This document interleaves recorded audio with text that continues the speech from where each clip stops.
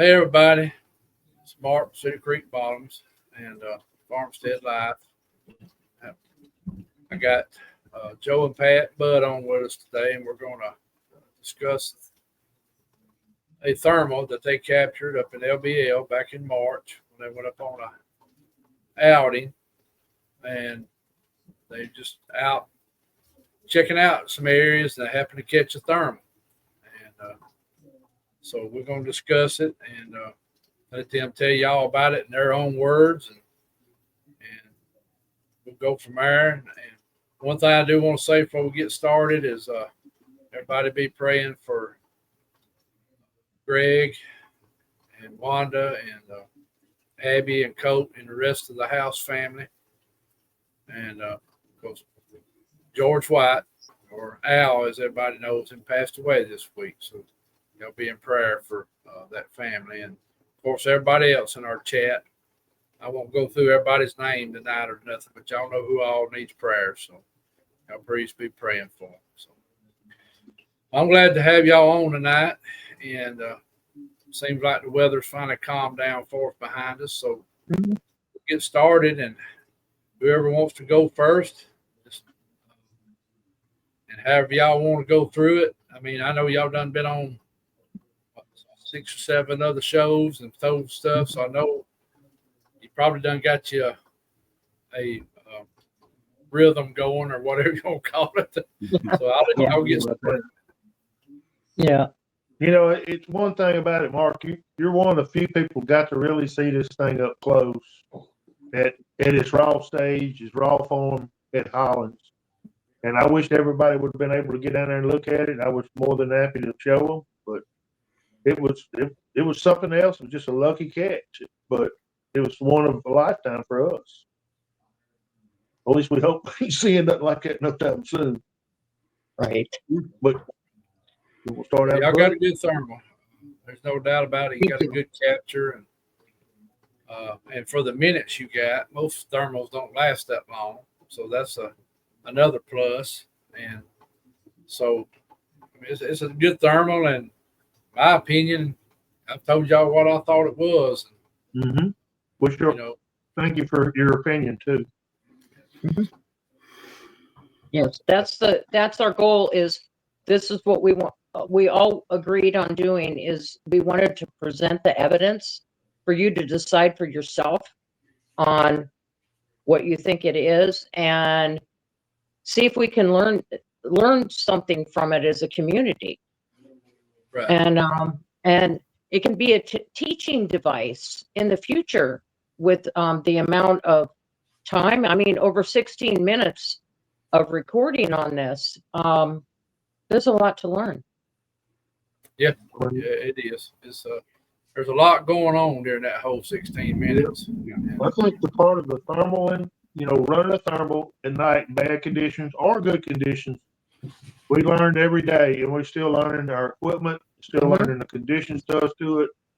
And if people can look and tell us how easy to miss this stuff with the conditions like they were, you could have easily passed over it at some of his raw. I mean, when it was turned away, or some of the other signatures on there that we never really stayed with, it could have easily been missed. And if the people like to get out thermally, you can learn a little bit about being patient and, going through whatever you think you got out there really close to it. We drove on by and hadn't stopped. It would have stayed turned around and never would have turned. Right. We almost forced his hand by stopping like we did. Well, how long y'all been using the thermal now? I mean, when did y'all start actually using thermal? January or 1st of February is when I bought this one. Now, we had another one, a lowest tier you could buy, and we had one of them for about 3 years probably. Right, and Bud has one as well. Yeah, I've used mine for about 3 years, mostly for deer hunting and when I go out bigfooting, of course. Mm-hmm. They work for recovery. They work for a lot of different things. Bud is really successful for recovery.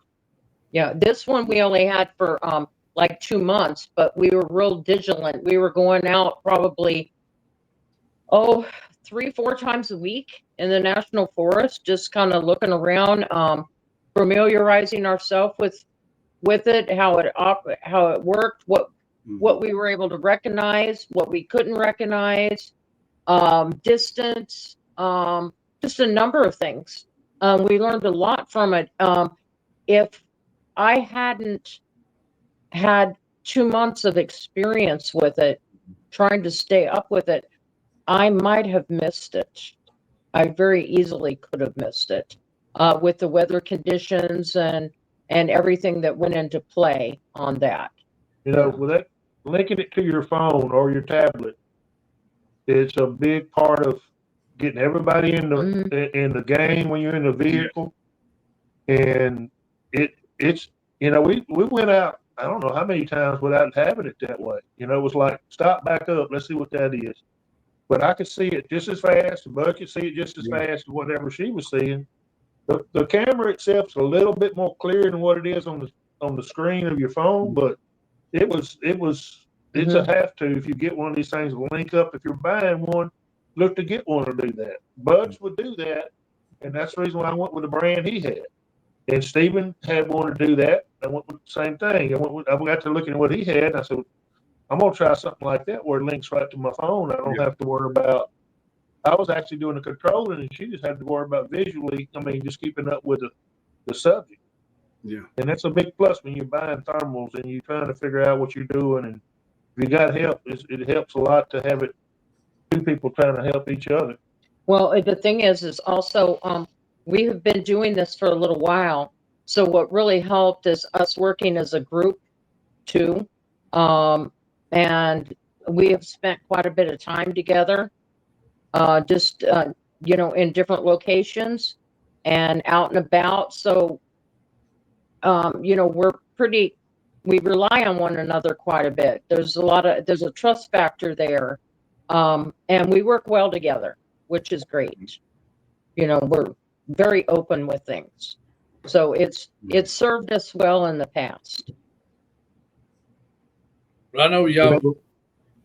Go ahead. The Flat Rock fan, Bud showed us something then.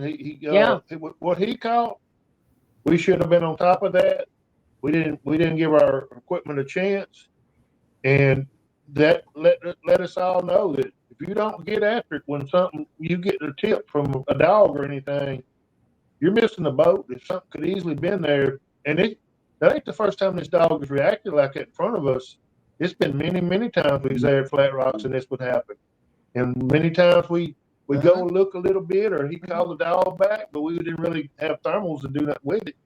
Yeah. So we didn't have none at the time. And Bud was right on it this time, so it really paid off. Yeah, it makes a hell of a difference that you jump on your opportunity and don't be complacent. Just be sitting around because we just if it wouldn't be for Boo, we wouldn't have got that opportunity. We've been in the dark. I mean, just kind of like staggering around in the dark. You hadn't been, but for people out there trying this, if you get an opportunity and be pay attention to those little things, because that might be the difference you being successful or not.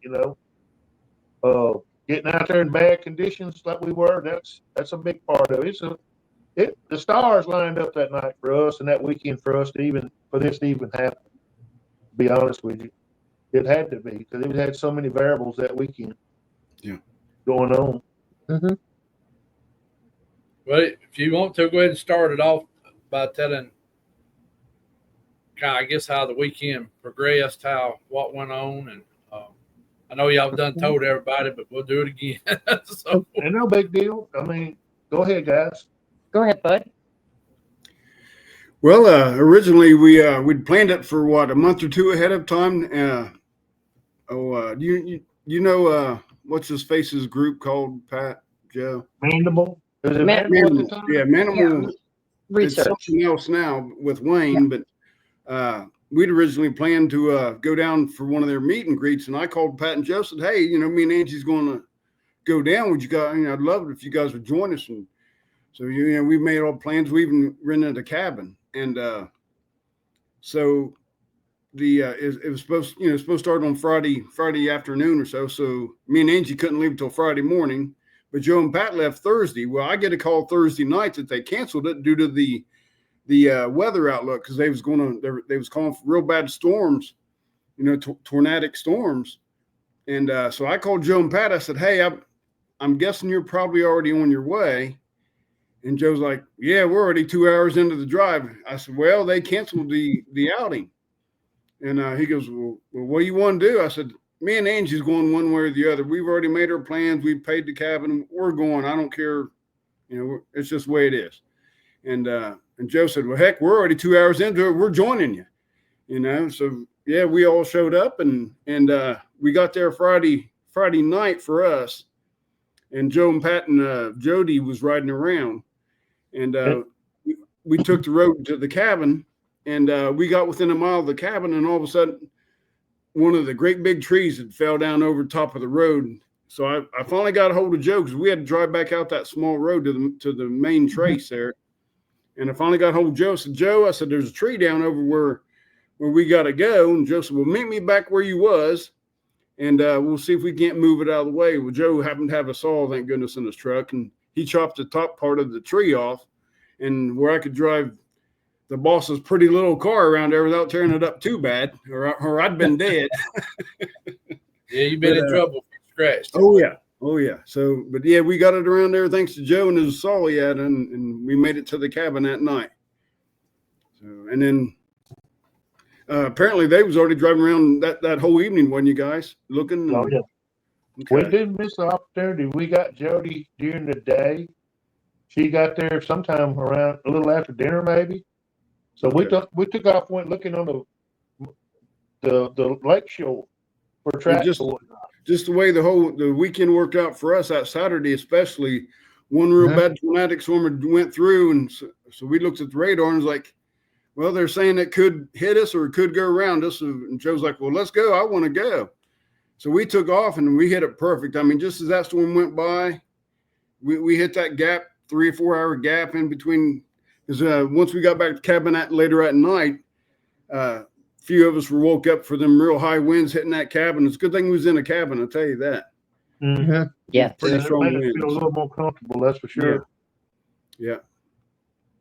So, y'all caught the thermal on Saturday night, though, right? Yeah, Saturday night, right in between them storms. Okay. Which has from a hunter's point of view, I mean, I'm sure you probably know, I know Joe knows, Mark, but either right before or right after a storm is even great for fishing, I mean, when it's deer season, especially bow season, if I see a storm, they're usually not as strong, that late in September, October, but whenever I see a storm, I'll check my radar, and I'm going to get wet going to the stand because I like to be right in the stand when that storm stops or just as soon as it passes through, because them animals come out right now, buddy. Oh, yeah. They go to moving right before storm. And that's the way we hit it that night, Saturday night. It just seemed to hit perfect. I mean, the storm had just passed, and Joe's like, hey, people, I'm tired of sitting around. Let's go. I said, hey, sounds good. So we just right in between the gap there. And it paid off. But I'm not, I know where y'all were at. I'm not going to say that on the air, but I do know where y'all were at. Okay. Because me and Rebecca got the same vibes in that area and seen some things. And so, and when I pulled up into that area that day, I told her, I said, here's where you boogers are. And it's just too much there for them not to be there, Yeah. Mm-hmm. And come to later on, some other people verified that, and then, of course, y'all go verified again. So it just more and more piled up, showing that's a very active spot right there. Yeah, I mean, there's all kinds of wildlife. Yeah, it was wrapped up. Yeah. Well, there's several cemeteries. I'm not going to call their names in that area because that'll tell everybody exactly where it's at, but there's some cemeteries in that area that, boy, they had some vibes to them. There was some strong vibes, and that night, me and Spencer and Anthony, Rebecca, and I think it was Greg Ogles and a few other guys rode over to one of them, and when we was having the meet and greet, and there was something there with us. I couldn't pinpoint it. Spencer was really looking with his thermal, but he couldn't pick up nothing. But I told him, I said, something's here. Now, it might not be something we can pick up on thermal, but there. And then, of course, Rebecca and Anthony was having something going on in the cemetery. So it's that area is just a very strong area to me. And Mhm. y'all went and experienced something there, and some other people have. So it just tells me that's one of the areas to really be focusing on. If you go there. So, Right. Well, another thing is too is I think what helped, like what Bud said, due to the weather. Yeah. right. Also, because it had been a few days, it had been going on, I believe, for several weeks anyway, with all the mass flooding that we saw en route over to the lakes. And they were having a hard time getting out feeding, and they caught a break in the weather because we were supposed to have what As high as 100-mile-an-hour wind. yeah, yes, Possible size of like softball size. hail. And we went through the corner of Missouri the way we went, and the hail and the high winds was reported in Missouri. We went through the corner to get to around there to where we was at, and it could have come our way, but we was in West Memphis when we stopped, and looked like it was going to hit there worse than LBL, and I think it may have Yes. had it because we didn't have near the severe weather that they predicted. Right there where we was at. Now it could have just missed us, but we were lucky in that regard. I mean, we had some, but it wasn't as bad as what they were predicting. Well, I know that weekend, it hit you pretty hard down there in Alabama It went all Right. throughout the South. because you had because you knew where we were leaving, we were going there, and you had messaged us to be careful, and it went straight for you guys down there. Yeah. So Yeah, it got was pretty it rough was through pretty nasty. It Yeah, I was think pretty the whole nasty. southeast that weekend got hit pretty hard all over Arkansas, Alabama, Mississippi, Georgia, Tennessee, all up. Yeah, I think it even went on up in Ohio and places, didn't it, Bud? Yeah. I Yeah. think my It- kid telling me it got Yeah. real rough up in Ohio. Yeah, during that. northeast Ohio got pretty good hit. Hmm. And what was really interesting about it, I found out later on after I got home that the night before, on that Friday night, was a full moon, and also it was a lunar eclipse, which That's interesting. kind of interesting. It's worth documenting. That's something that we could possibly look back on and maybe learn a little bit. It's worth documenting.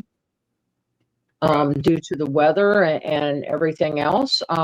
So, I found that out after the fact, which is great, so, to learn. Yeah, it is. Back when I used to do the reports for Mr. Tall, that's one thing he always wanted us to add in was moon phases, what the weather was doing. Right. I he would remember add that. in the report. So. Yeah. Mm-hmm. Mm-hmm. So I don't know. You want to go with how it started, or? Well, we went over pretty quick just a minute ago with Bud, but like I say, Bud had got a call from one of his friends about going up to a meet and greet. That was, I don't know, maybe around Christmas. I don't know. We said okay, and so we had 7 in the room that day, I think. Mhm. And we all had pre-planned to go, and we had gotten a place and all that, and so we went, and the first day was about getting everybody in there, and that was the Friday on the 14th. We did do a little bit of running around with another couple, and Miss Jody. We took her around, and we rode around during the day. Before Bud and they were able to make it, we was able to make some thermal out and make a round or two in the same area where we was at before. But it had some of the same stuff. The weather wasn't bad at that point. It got worse after Bud and them finally made it to the camp that night. It had gotten bad enough to blow that trees down, but it got bad again. But we was able to do it the Friday, and then the Saturday kind of got okay enough for us to make some. We done a bunch of driving that day too. During the day, we wasn't thermaling. That was just kind of scouting the place. It's a big place. lots and lots of everything out there in that big peninsula. Yeah, we went And we went to around. California that Saturday. That was Saturday? Yeah, that was another thing we did. We wanted to go do. Yeah. And we got pictures of that. And Bud and Angie, I believe, was one of the first ones got to post that about the hotel, and that was something unique for us to go. We've been to it before, but we never walked down in there to it. Yeah, but we were able to do that. We all enjoyed that, and we got around some places where somebody else had been going, and we went in those places on the north end that we normally don't go, and so we got to learn a little bit of that in my perspective, anyway. And then that we decided that evening that we was going to get a bite, so we went and got a bite to eat. And when we come back, and said, "This is it. We don't have it. This is the last night we're going to be here, and if Bud wants to see the thermal, I need to get him out there right now." And we'd come back from eating. I know some of us was tired and everything too, but we got to go if we're going to go because it's over with after the day. We got to leave in the morning. Everybody's got we got a 10-hour drive. Bud has 6 or 7 hour drive. The others had 5 or 6 hour drive. So we don't have no window to do nothing but go right now because it's finna be over if we don't. And we loaded up. It was probably about 10 o'clock. We started slowly going, and it was Bud and not Bud and Angie, but Angie stayed back at the cabin. But it was Bud and Pat and myself in one vehicle, and it was 3 others in another vehicle. And we weren't all able to go in one, so we split it up, and then we took off driving the same path that we took the Friday night, but we was going, go slow with the thermal. We was looking at all this stuff, and finally we got down. And Miss Pat, you want to take it from here? I appreciate it. No, okay. The thermal starts here. Okay. What's your language? Right. Except the language. Well, you got to play the language. I was sitting in the back seat, right behind Joe driving, and Bud was in the passenger seat. And Bud and I were switching back and forth with the camera, looking, seeing a lot of wildlife, like Bud had said. And I think we did have to do a little bit of adjusting with the thermal because due to the humidity, you couldn't even use yours, could you? No, I could only see 20 or 30 yards at the most. Right. And I think Stephen and Jody were having the same problem in their vehicle as well. But that's the humidity was horrible, and there was some winds out there during that time. But as we were driving on the back roads there, we saw a lot of wildlife. We saw owls and coyotes, and we saw a coyote hunt and we watched them. They were stalking a deer. We saw the deer a little bit down further. We saw some hogs, different things like that. So we knew the wildlife was out. So we got on down the road, and at a distance, it was probably Joe and I figured now it was probably 200 yards away, 150. So it was away. Yeah, it was 150, 200 yards away. I seen a heat signature. And it was upright and it was large. And I said, "Hey guys, I got something." I was actually facing forward at the truck a little bit, with the window down there where I could see real well.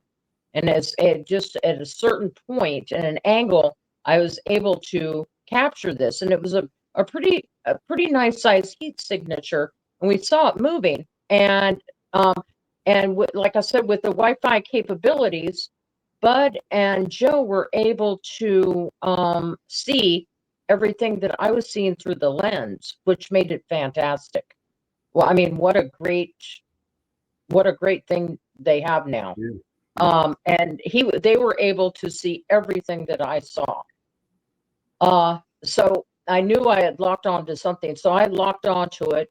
Joe sped up a little bit. When we got to it, we stopped. And whatever it was, it seemed, I've seen the heat signature. And like I said, we saw it moving. I locked onto it, and it appeared like it was hiding behind some kind of bush or something. You know, there was no leaves on the trees yet. It hadn't started greening out. So it was pretty barren through there. So we were able to see the woods fairly well. And it was, I remember there was the roadway on the right side. There was a big hill there. On the left side where we were at, there was the roadway, but there seemed to be like some fields, like cornfields or something. It was hard to tell because it's night, but there was a wooded area, and it was right in or behind that wooded area is what caught my eye. So it was trying to hide behind a bush apparently or something. And we sat there a few minutes. We have that clip as well as when I say I say start recording on it. And I wish we would have started the recording when I first seen the heat signature, but you know, it could have been anything. That's how it was. And we were sitting there maybe 15 seconds, Bud.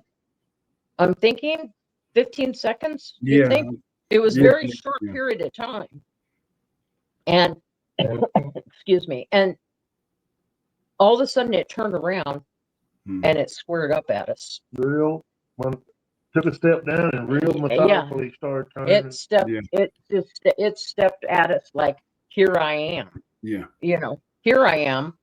And you're looking for me, here I am. Come get some or whatever. I don't know what but it was a warning to us basically. And I have some clips there of how it had put its hand up over its face a little bit, and I had even yelled at it, and everything was slow and calculated, everything precise, just very, very slow movements. That it even shifted from when it stepped out, it was facing to its right. And in a matter of just seconds, it had moved to its left side. Everything was just very slow. And that you wouldn't even realize it. Your eyes wouldn't even catch it if you didn't go back and look for it. Like, hey, it's in a different position. Like I said, and the hand come up and it had turned and even looked at me, you know, through the lens. You know, I felt it anyways, but it looked towards the truck and was looking at us. I even caught that. But like I said, everything was very slow, very calculated. It meant business. And after about 10 minutes, about that time, Stephen and Jody and his wife, Jen, had pulled up behind us. And Stephen had got out, and because we didn't want to get off the phone, it was with the reception there, we didn't want to get off the phone and take away from that to be able to call Stephen, which he's down the road. We know that he's safe, and he'll be up there pretty soon. So we had to just kind of just wait it out for him. So he had got out of the truck, and about that time, Joe says, I'm going to step out. No, that was me. It was and Bud said, I'm going to step out of the truck and see what this is, and I'm going to come take the camera from you, Pat. And I said, okay. So Bud, go ahead. Oh, well, Pat was filming it, the first 10-minute segment, and it just stopped. So Pat quit filming, and we waited, another 5 minutes probably. And I said, hey, that thing ain't moved, and it's just still staring at us. I'm just going to see if, let me have that camera, and I'll just see if I can walk towards him to flush him or something, try something. Well, I'm getting ready to, I got the camera, and I'm getting ready to walk in the field there, and here comes Stephen. And I figured, well, Stephen will, if he sees me out the truck looking over here, I'm sure he'll come up and, hey, what are you doing? What are you looking at? But it took him a few minutes, and he came out and we talked a little bit. And I said, well, I'm going to see if I can't walk at him and flush him. And like I said, I took 3 or 4 steps and just sunk to my ankles. And I was like, well, that ain't happening. But so I I filmed a little bit more and then went back and gave Pat the camera back and got back in the truck. And I don't know, it's just I mean, there's so much stuff that's on there that I didn't notice until Joe and Pat pointed out to me 2 or 3 weeks later. Because I mean, I was just focusing on the main guy. Well, another thing too, Bud, is what you didn't say is it was facing us when Bud was in the truck. As soon as he stepped out, it turned to its side and it hid from Bud, and it was like it was hiding. There is a clip with that, and you can see where it is looking at Bud, and you can see the heat signature from the eye sockets. I don't know what they call them, the technical term or anything like that, but you can see how it's reacting with Bud standing there looking at it, and even I believe it turned its back too. Yeah, is that when it actually turned its back towards us, or was that when you filmed the first time? No, that's when it turned its back. There's so much during that short period of time, but that's when you've seen the movements. It actually just turned its back to Bud and was doing something. But as soon as Bud stepped back in that truck, it turned back around and faced us again, which was very odd. It had an out. It didn't take it. We don't know why. But also, Bud, in that process too, I asked you if you had a flashlight. No, but Stephen did, Stephen did, and I said, light it up. And what'd you say? There was a creek. What all did you see? I mean, before we knew anything about a creek, when I got out of the truck, I could hear water running, so I figured there had to be a creek within pretty close. And then when he lit it up, to me, it looked like there was a big ditch or a creek there. And it turned out we was right. But I don't know. I mean, it's just weird the way. I mean, obviously, with that creek being in between us, it didn't feel threatened at all, or it. No, it was so far off the road when we went back to recon. Yeah. It was no way ambient light from the truck unless you turned. Sure it didn't feel threatened at all. Turned just right. Yeah. We wouldn't have been able to see them coming too if they'd have come at us. She might have kept up with one, but he wouldn't have been able to keep up with more subjects than that. Coming through the dark, it was just pitch black the way she was looking, and foggy, and no moon and nothing because it was cloudy, and trying to miss rain and stuff at the same time. Yeah, that was my concern. My main concern is okay, we can't see this thing back here. They even tried to light it up, and I mean that didn't work at all. And I had to be able to try and keep it together. I mean, on the film, you hear the stammering and the stuttering and the cuss words and the different things like that. You go into a type of shock. And the thing is we had to try, and how I felt personally is I had to try and keep it together because I was the line of sight for Bud and Joe, and along with Stephen and Jody and Jen behind us. And, that was a little bit of a responsibility, considering the shock that you just went through, that you were experiencing at the moment, but you had to try and hold it together. Somebody had to hold it together right at the moment to be able to see that, and to be able to keep an eye on at least that one. That one appeared maybe to keep our attention. I don't know. What do you think, Bud and Joe? When I first went out of the truck here, I've scanned to my 3 o'clock and 9 o'clock. Right. And, I guess it'd be 9 and 3, but just to make sure there wasn't nothing. Got some signatures that we didn't stay on. It could have been something. I mean, we didn't go back and look and see if that was still there or not. Once we were just trying to hang on to the main one because they go and come so fast, and when it it decides to move at the end, it's just a split second. If she hadn't got on it, we'd never seen that action hardly because it'd have been gone. Everything would have been gone, whatever was there. Yeah. It only took 2-3 seconds, and it was totally out of sight.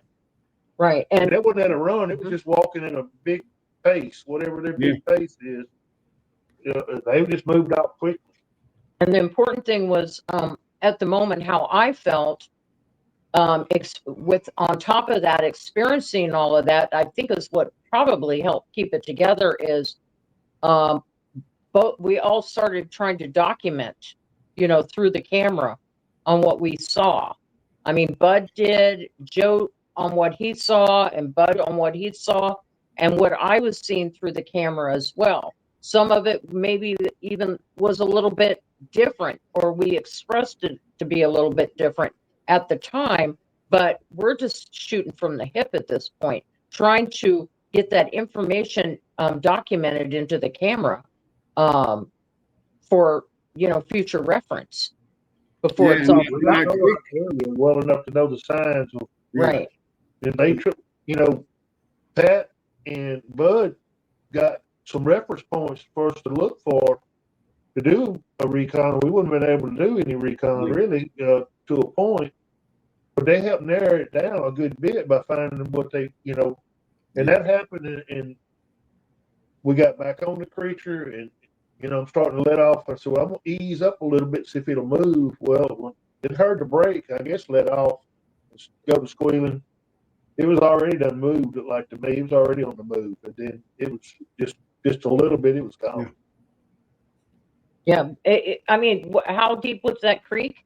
Over Bud's head, he would completely disappear. Well, that's what amazed me when we went back. Right. Every well, in that stretch of creek anyway, every drop down in that creek was anywhere from a 4 to 6 foot drop. Remember, Joe, when you was back here? And it's one of these places that, for whatever reason, it seems like it's either got tons of water because it's flooding down there, or it's pretty dry, or no water in the creek. I don't know if it just soaks it up through that sand and them gravels. Yeah, and it's all solid rocks. Those creeks are like gravel creeks. Yeah, and there's all solid rocks. There wasn't no tracks, or of course, that. I mean, there wasn't no place really to find up but in a little bit of silt, but we didn't find anything but a big hog track looking track. But it's just one of them places that you would think it'd be running pretty water there all the time, but when it's flooding, it does that. When it ain't flooding, I guess it goes in the ground. Like I said that night, I heard water running, but when we went back, that creek was dry. It was dry as a powder house when we went back. Really. Right. And the thing is, what was really interesting is, back behind the creek was cornfield, was the cornfields. Yeah, and like the cornfield. And to the side, it was just that the woods was following the creek, is how it was, and we just happened to catch it along there, is what it was. But it had an out, and it didn't take it. That's what was really odd. Well, if there was 3 or 4 of them, I mean, I'm sure it didn't feel threatened with, especially with that creek between us and it, and 3 or 4 of them. So. Yeah, it was in the dark completely. I feel like it was more there. Do you? I believe you're right, Mark. We didn't even have time to look across the road to even think about that. Or no, I think Bud had, when he went 3 to 9 a couple of times, and Pat also a little bit. We could see signatures that we never could really stay on. That was away from the main signature. That it could have been very well been more there. We just couldn't hang with it long enough to see them move, because we doubted that this one was moving like it was for whatever reason. I don't know if it was being anything happening to us, but it was like, am I seeing this? Is it really moving? right. Is the color coming on? It's not looking the same. And it was doing a lot of stuff. And when you slow it down on like second by second on the film, you can see it moving. It does a whole lot of stuff. Well, we get toward the end. Bud's had the camera. He gets back in. We're trying to get it to move or do something. And I don't know. It's just like, but we're still filming. I mean, we went back to filming on the second clip. And I tell him, I said, let me move up a little bit and see if it'll move. And that's the reason why we was getting ready to, while we drove on, because when it walked off, we just drove off. But when it started to move, lo and behold, it's already turned and it's behind a tree. And I can't figure out why it's going. It walks down the hill toward the vehicle down in the creek to a point, and then it's walking down toward us, but off to its left. If it's facing us, it's kind of walking off to its left. It's a big tree there. And when it makes a step or two, and I go back and look at this months later, it's a signature right there it's going toward. And it's a white little outline, looks like an oval. At that time, that's what it looked like. And it's another little signature to the left of it, but it's just like from the kneecap down, or just a little spot on the shin or something. It ain't much to it. And so I look at it, it starts down the hill. I'm thinking, it just stuck in my mind. Why is it coming toward us? Why didn't it turn and go back the other way, or take out, or done something else? And I said, well, maybe it's just trying to keep our attention where something else can get away with it. That wasn't exactly what was going on. That signature I was seeing on the front there, it looked to be 3 or 4 foot tall. And when it gets to it, if you slow it all down, it's got 2 sets of legs start to walk off. Mm-hmm. And it split up from the other one, I guess at some point while we was there. And when they start moving, it's a big signature behind it. And I see it's like looks like a little piece of a shin sticking out with some claw to it. Well, it's walking too, left to right, but it don't come to the creek. It just kind of stays flattened out, going left to right. They all get behind that tree and they start angling away from us up the hill. It's like up the creek. And they move out in a hurry once they get to that tree. It's like all of them knew where they were going, and they used the tree to block a little bit. And when they leave out, you can't hardly see it with just a glimpse. If we'd have been filming a little longer or a little higher up, we might could have got more of it, but we didn't know that was going to happen that way. Yeah. It's just the way it happened. Mm-hmm. And so I drive up a little bit, the brakes squeaking, and they done moved on us. We wind up driving on off. Right. We'll go right back to Turbulent. Now, we could have stopped. Mm-hmm. Well, where we was, it was a little road to go in that back field. We could have stopped and maybe caught them again moving, but we didn't even think that was plausible to do that. I don't know why. We turned through there, I know, but we didn't stop to look or wait, or we cut our losses and it was time to move on. And that's what we went. We continued to hunt the rest of the night to around 11 or 12 o'clock at least. We went all the way to the Trace, up and down the Trace, went out by the Buffalo Field, and then made a big loop back in there by a beaver pond. We didn't see anything to amount to anything when we went up in there, but it was real muddy and real bad. So we turned and come back out of there, and then we made another loop, came back toward where we were staying at. But we stayed hunting. I mean, we hadn't took it all in at that time, and it hadn't really knocked it. It hadn't hit really hard. I know Pat she was fighting, struggling what it was, and we was all that, but it was like, I don't know, it was like I was in like denial. I won't keep in denial of anything because I figured, if I don't know, it's just weird. But it's no denying that when you go back and look at it, it has certain features that ain't human like. You don't see no gun signature on it. Yeah. You don't see no headlight anything through the woods right there, and it's a straight line. We're looking right at it. Through the thermal, nothing really blocking us. If it would have been anything like that, you'd have seen it. Mm-hmm. I walked back over there at the same distance, within a little bit of it. You can still see me holding a cell phone over there. It was a clear day, mind you, but just looking at the difference of it, the signature is completely different. Me and Bud's out there walking around trying to recon this thing, and it's night and day difference of what a human was. Yeah. Mm-hmm. Is that eye shine in the window? Is that the cat? Is that the cat? No. Oh no. It's something glaring behind him. Yeah, okay, it went out. But I was going to say, oh my goodness, it looked like the cat with 2 eyes for a second. When you go back on the film, you'll see it where it popped up at us. That's a bugger right there. With head looking well, the cat's on here beside me, though. Right there. I thought it was another cat that was up there. No, it's up in the window behind the couch. Yeah, that's what we thought. Yeah. It had been. So it's behind the couch. I guess could see that's the tail. I guess that's the Oh, window okay. there behind the couch. Did you see it, Bud? Yeah. It's been there all night. Must be misty. Yeah. Oh, it It's was an hilarious. outside I think cat, I it's guess. Rebecca doing something on the side, but I don't know. Yeah, you'll have to go back and look at that. Well, But the thing is, the main thing is we want to share this, to, like I said, to share it with the people, to try and, like I said, try and learn something from it. We're we know, we can tell you that it wasn't. There's no way it was a human. There's no way. I mean, I'm sure that the guys will agree with me too.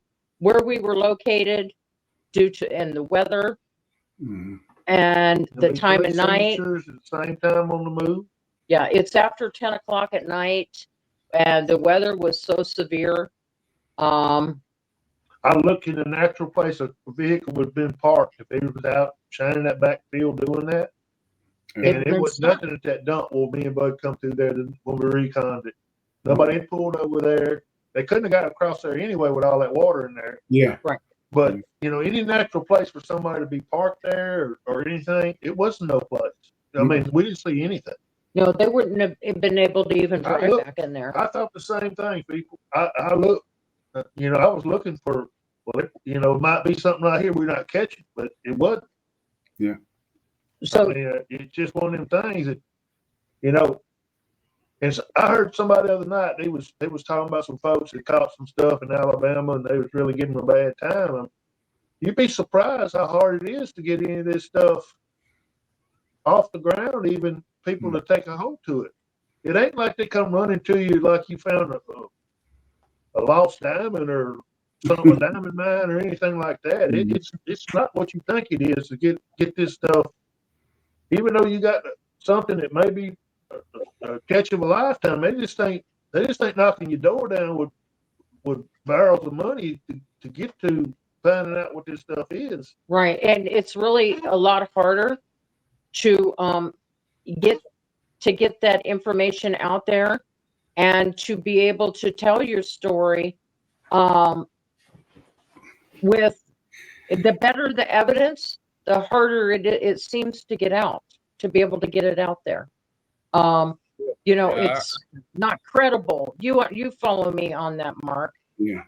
Like I said, it's not credible, or where's your proof? How much more proof do you need? This is all we can do at the time. This is what we have, people. And like I said, we're not here to defend this at all. We're not here to defend it, and we're not here to convince anybody. You be the judge on what you think. We had That's people all tell you us. can. We had people tell us that we was talking to that you need to be. They were live catch only. You had to be eyeballing whatever it was. That's what they want to present. And then I look back at that, and the first thing I hear all the time is you need to have that on film for evidence. You need to have the recording on the audio for evidence. And so what do?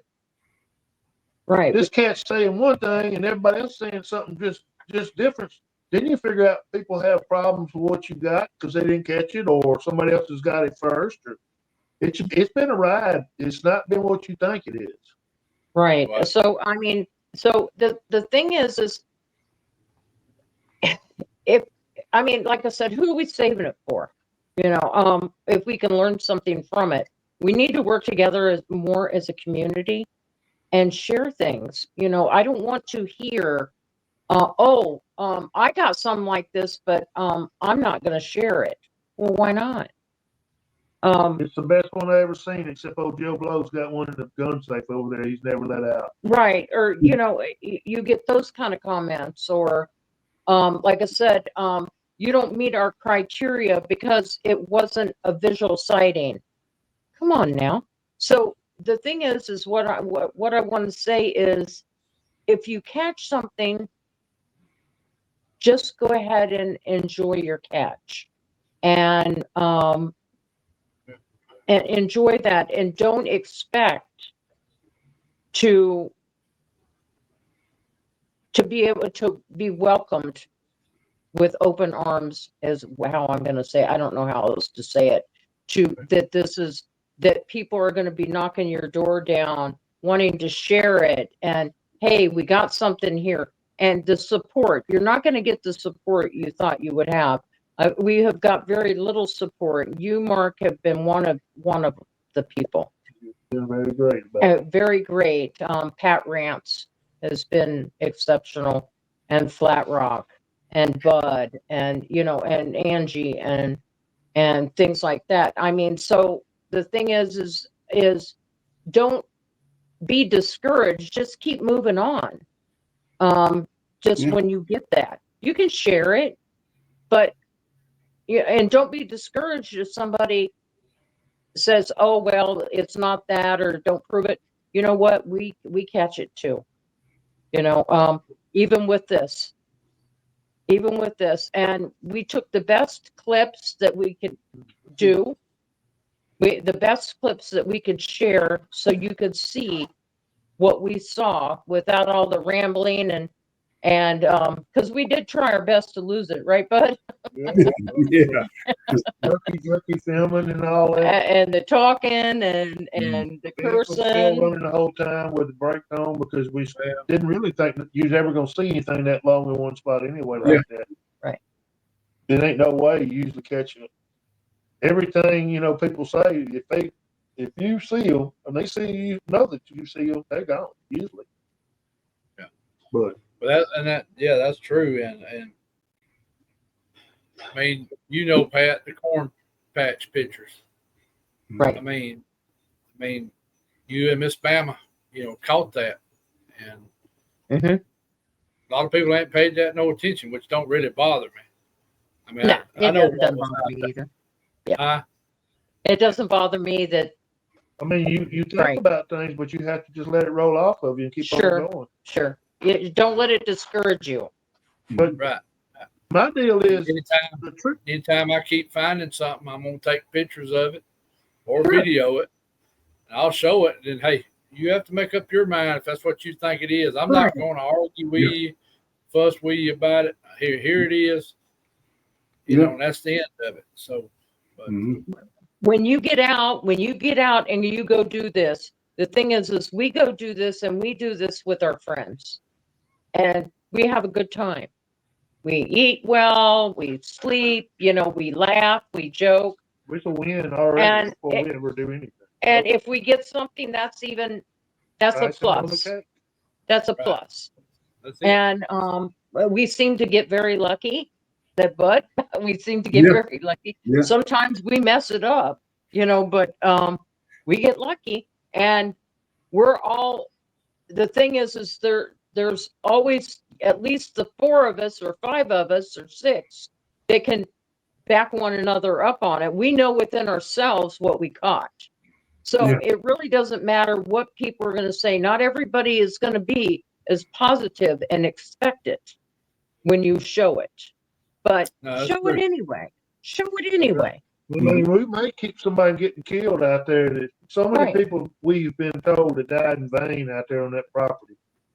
And going to do it in the future too, if it's such a problem there.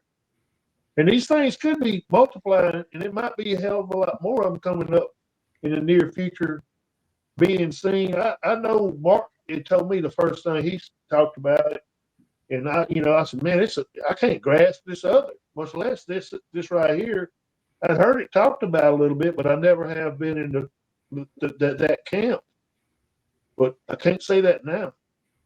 I just know, pictures is what we've seen is what it is. If somebody can go put clothes on this thing and make it out to be a harmless tourist, have at it. That's their opinion, is how I'm gonna face that. I'll be the first one to say, come on, go with us. If you think you can find out something on this or get. But a lot of people criticize you don't ever do anything.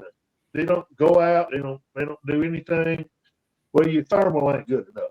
Well, your this and that ain't good enough. Well, you get all that, it still ain't good enough.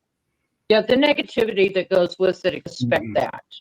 But I think with us having the support of one another, I think it's better. Bud, don't you? We're able to, we know what we saw, so it really doesn't matter, and we're just moving on to the next thing. But Good. we, in the process, we would like to share this with as many folks as we can share it with, because we're only granted so much time on this earth, and who are we going to save it for? My kids could care less. Yeah, Bud and Yeah. and Joe's, but our kids could care I less, don't know what you're gonna save it for. It ain't like they're gonna. right? Which I can say Scott Carpenter's son and got back and visited, but I never knew he was invested in any of that till his daddy died. Right. No. But It took something happening for something else to happen. right. But so I mean, so the thing is why not share it? That's what it's all about, the community. Maybe we can try and get it back together maybe one day. We got full intentions, Mark, to go back in a few months, and you ought to join us if y'all can. Yeah, it's the end of August and 29th, 30th or something I like might that. be busy with something else, or I got I'll too look many to irons see in ya. the fire. But we Of got course, I'm full on the new intention to hit the schedule road now, so again. that throws me a curve, So, Right. but I'll Right. look to see. We got I'll full definitely- intentions to hit the road again day and night. We covered a lot of ground. We've got a lot more to cover. It's just, you know how the road net is in that place, and that's places you can drive without thinking you're gonna get stuck. It was, we was in some bad places this last time, but Yeah, there's a couple of places I was a little bit worried.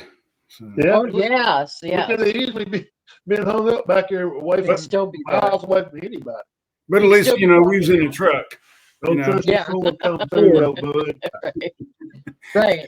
But the whole thing is Joe never, but he could talk all that, but Joe never put it in park.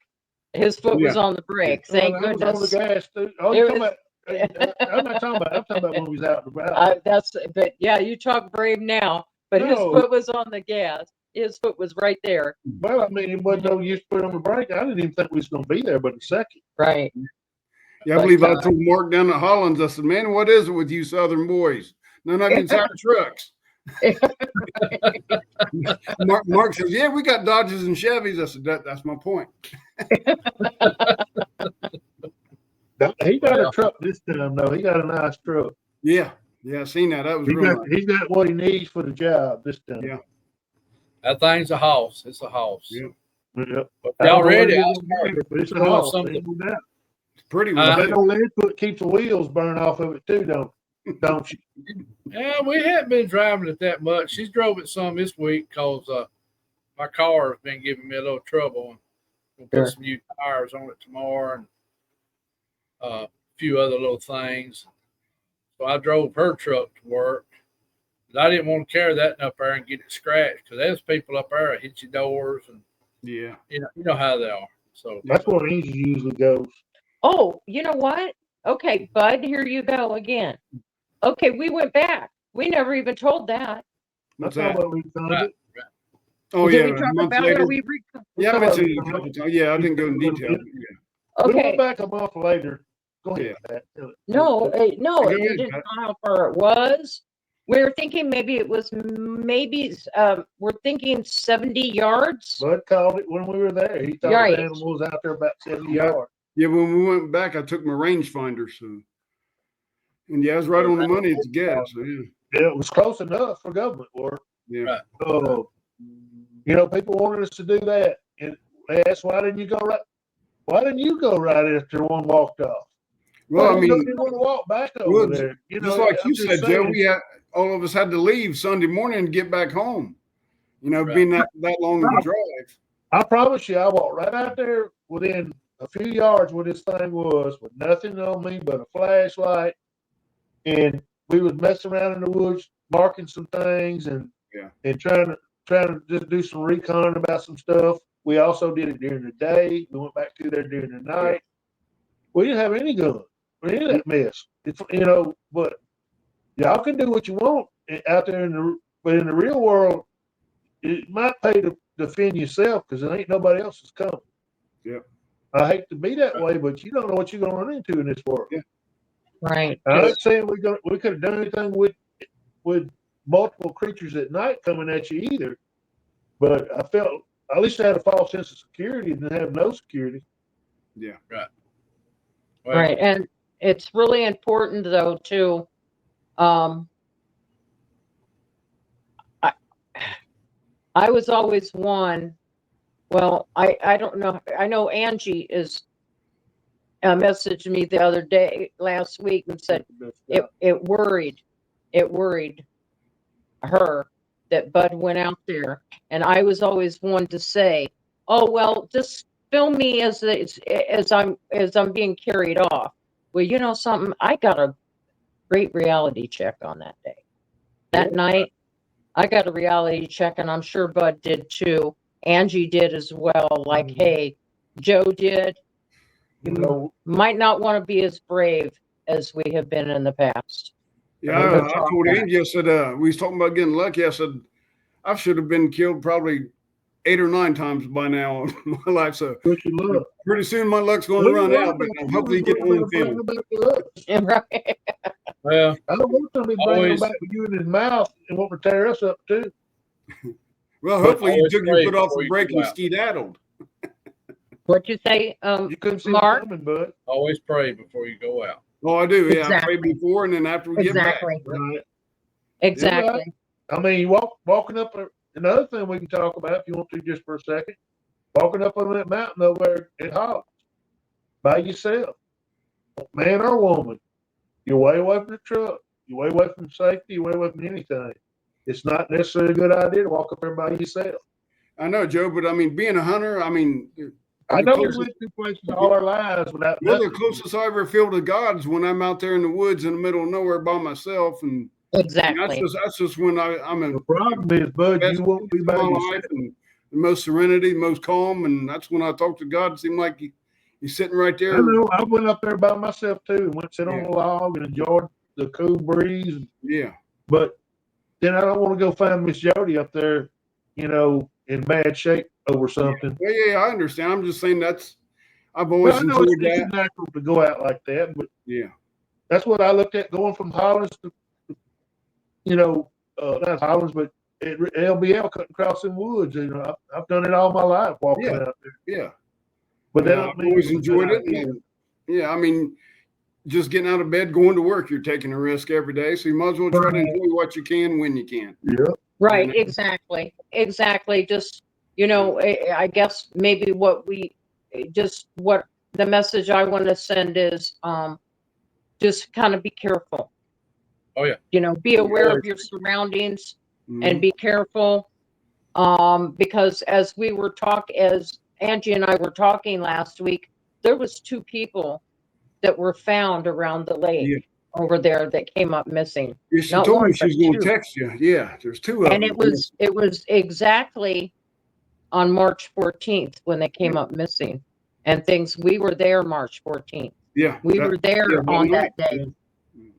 I don't know. And we don't And there was 2 separate incidents. see that place is. It could be 2 dies every day, and you wouldn't know it. Yeah. Right. But it's like Toledo Bend. It's just hundreds lost over there in that lake over a period of time. Every year they lose a few lives over there because of the And- weather. The But big waves come up and stuff. that missing 411 it's real. Like I said, we got a reality check on that. I got a big one. I know that. I'm not I as never tough as I thought I was. I never did find out anything about the person's tent at Hollins. That's just like that was Right. shoved under the rug, Right. and Right. just crazy. Well, if y'all Yeah. ready, you want me to start showing some pictures, and Yeah. Oh, great. y'all can whoever I wants. got I some don't have Barlow in anything the else. wind. I forgot all about that. I don't have I'll tell you anything what I'll else. do. I'll pull one up at one at a time, and whoever wants to kind of We'll let Oh, us we do all- it. yeah. Yeah, we'll let Yeah. Pat go out. Well, she cussed over them before. She cussed over them again this time. and I don't know which order they need to be in, so I'm gonna just put them up. It's fine. It's fine. She'll recognize it. So We here will go all first. recognize it. All right, so that's the That's a the picture. close-up. That's actually a still of the bean itself. That's a Right. still picture. And I learned a lot off this picture. What I do want to say, I think this is my favorite, is because I was able to take a magnifying glass and look at this.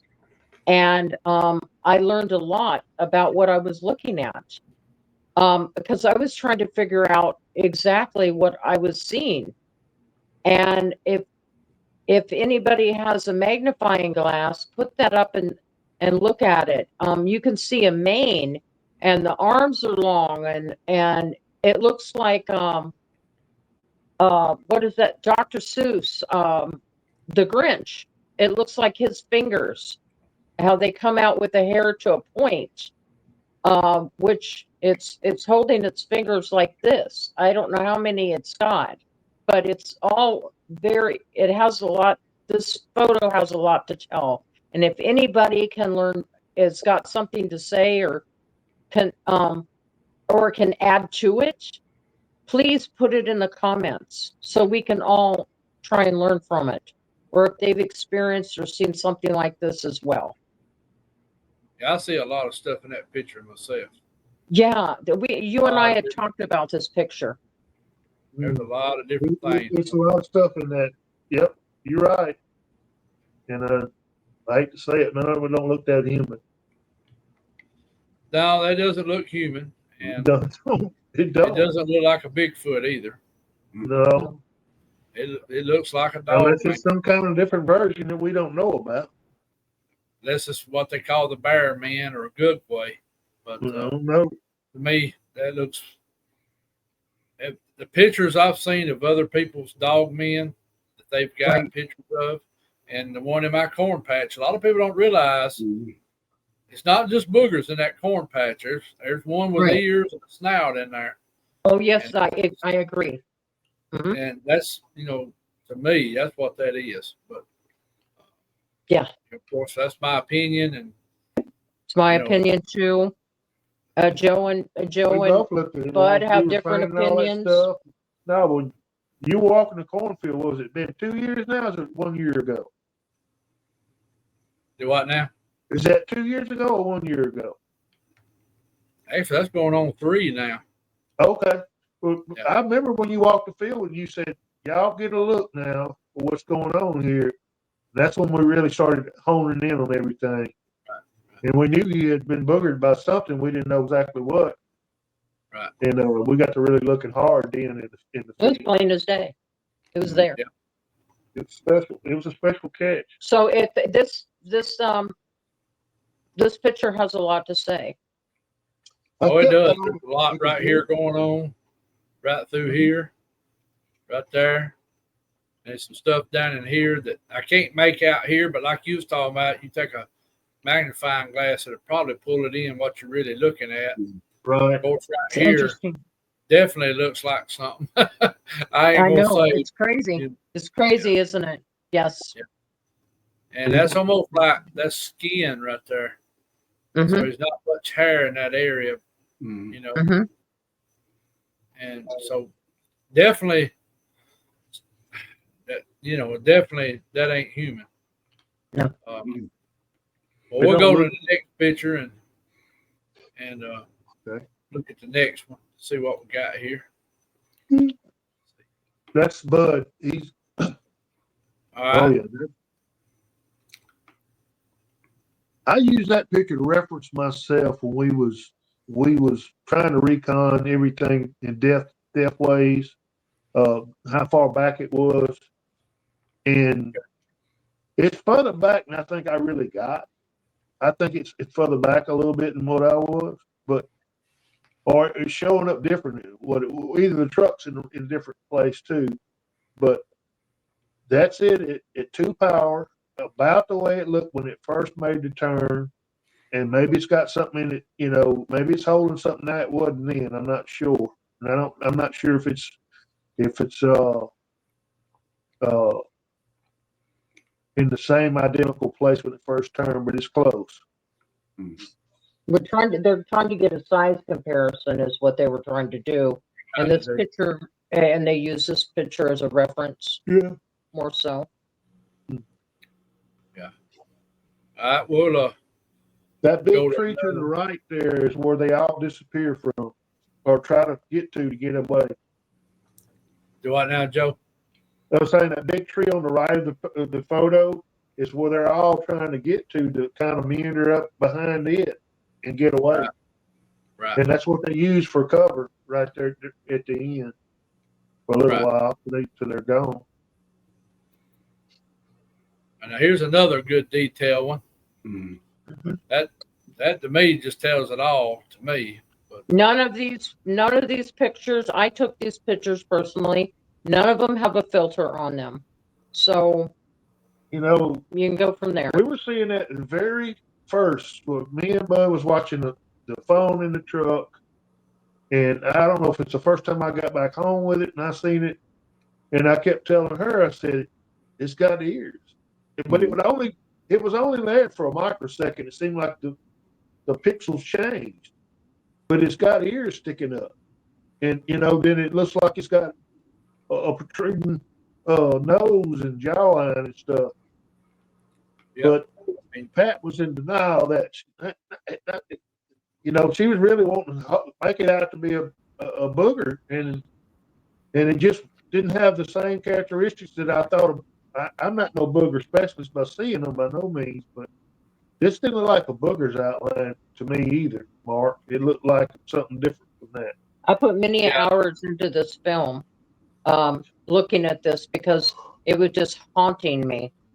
That first picture haunted me, and that way, and hours and hours of playing this and backing it up, slowing it down, trying to see what I could see without. We found that stabilizing it and doing anything with it discredited it, and it was better to leave in the raw form. We had all decided, let's just leave it the way it is. It tells the story. Yeah, I agree. When I slowed it down, you could take out some of the wavery by doing it that way, and you pick up things, but it's pretty much raw like it was. Right. Just leave it the way it is. Leave it raw. About 50 years from now, like the Patty film, maybe they can really get something scary out of it. Because if you want people to try and learn from this, and you want to share it like that. But it almost, to me, it looks like a snout. Sure. Mm-hmm. Eye socket. Some ears with hair on it. Hair right in here. Right here looks like it may not have as much hair right there. And I can see a shoulder over here. That looks like a pair of hands holding something right there. Yeah. It's got a mane too, as well. Yeah. That lion's mane that they talk about. Look at the buffalo during the buffalo field to take pictures of that and compare. And that's the way they look. That longer hair looked one way, and the other hair looked a little different. Had a little different heat signature. But it definitely looks like holding something there. I want to say this too for people doing this. When you look at a deer or just about any animal you want to, you're going to have a solid white signature. Basically, if you got it in white hot, that's true. You're not going to be able to see you're just not going to. If it's blood and antlers, they'll show up too, but you won't see the individual light, hot and cold spots on a deer for whatever reason. You don't see that. You see it as a white animal outline, or that's the way you see it. It don't look like this. Right. Well, Bud does a lot of the trying to locate as a locator. Do you ever see that? What's that, Pat? A multi look like this is the multicolor. No, I know. On my way to my stand, a lot of times I'll go a certain way, and once I top the hill, I'll use my thermal. And if I see does out still in the fields, then I wind up taking a long way around. And like Joe was saying, they're all solid, just glowing. You don't see no black and spots, intertwined with the real bright spots. Not on my thermal anyway. Not on mine either. This is what threw us. This right here. Yeah. Is the multicolor. Right. Yeah, there's definitely something going on there. But But y'all right. I mean, back when me and my buddy had them thermals, we were running on the trucks Mm-hmm. when we were easing through the woods. Yeah. He had an iPad going. If we seen deer or raccoons or coyotes, they showed up very well. And, Yeah. You know, whatever your height is unless you got the one that's got the internal cavities, it's flickering red. I don't know what it's called, but in the outside outline is kind of white or something. That's the only one ain't like that. But most of them, it's either going to be black hot, it's going to be all black in the outline of the critter, or if it's white hot, it'll be all white. It won't be no two-tone business like this is. It won't be that way in people's clothes either. And the temperature was, what was the temperature that night? What was the I know I had a coat on. Bearable. I don't know. I'd guess mid-50s or something. Mid-50s, probably. I did have a coat on because we, with the wind coming in the truck and the dampness in the air, I did have. While we're moving. And, because we were going like, 10 mile an hour or so. Right. And so that all comes into play too, as well. Oh yeah. With the temperature. So, and like Bud said, it was probably 50s. I'm guessing. I don't know. I thought it would have been a little warmer than that, but at the time of the year, probably 50s didn't feel like it does. It might have felt a little warmer. Hold on, man. I don't know what done happened. I don't know what took place there. Sorry about that. I seen one in the watermelon patch. It was commercial time. Commercial. There you go. Sorry. There you go. Commercial. Sorry about that. Here we go. It might be good for the monetize. All right, there we go. Now we got posted on this one. Oh yeah. Put up your women and children if you want. If this goes live. Okay. Look at there. Now this is where its hands up over its face, and I said something to it, and it slowly turns and looks at me. If you play this enough, you can see that. Boy, I tell you, if I had $1 for everything she said that night. Yeah, and but I'm gonna play that again. Slow turn right at you. It's really. See, that there's on 4-power, and it's bearable on 4-power. The grayness that you see is all that moisture there. It really, and see, it's a signature over the top of the back of that one looks like up there in a tree or something. But it really killed the picture out to a point. And so what was there was the only thing which we could see shining so brightly. Now, a little while from now, not on this clip, but toward the end, it seems like we can see it better. We can see the trees better. The fog is lifted some or something. Or the cameras got used to the temperature or something, but we could see through it better a little bit later on. I don't even know if we've seen that clip. But so that's either heavy clothes. That's either some kind of heavy clothes or that's hair. Mm-hmm. I don't know what else to say. Right. That's ears sticking up or ears sticking up. But I'm gonna say more likely. It's weird. That time of night, like y'all talking about, the human possibility is very low. Yeah. It was very low. It was after 10 o'clock at night, and you had all them storms and everything. I mean, my goodness, we had to put our vehicles under cover. Okay, here's. That's the same one. The trees are coming through a little better in that one too. Okay, this is after. This would be. You'll have to play this one again. That's when I was seeing those ears pop up every now and then in that thing. You can see like white signatures. See how it's turned? It just turned on us. Yeah. And it's bowed up at you too. It's not sitting there all passive and all. It looks like what we was at. It was not happy. You'll have to play this one again. This is the one I do believe is when we first started filming. Well, that's when you faded. Yeah, that's the one when I said start, when we first pulled up on it, this is what it looked like. It's standing sideways and it's trying to hide behind, a bush or some kind of scrub. That might be that little.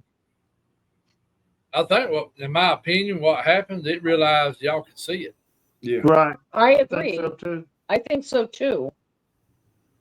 And that's when And, it turned up to, We okay. pulled up and Well, stopped and stayed there just long enough. He couldn't take it after a while. They Okay. had to And look. then we come up on Pat's famous moment here When it but- turns, it steps down that hill. and That- looks That straight limb at that's us. going across by his collarbone was actually down closer to his feet when we first noticed it by looking at it, backwards and forwards and stuff. It looks like he steps down to maybe get behind a bigger limb there or something.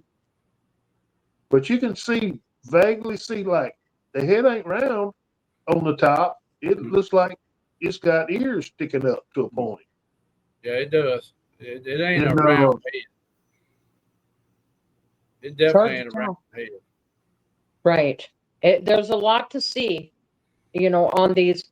Like I said, we tried to make these clips where there was something to see on that, but that was when we knew. This is when we pulled up, like I said. But if you look at the back of the neck, look how that's bowed like that. I have Yeah. seen that on some pictures of cryptids.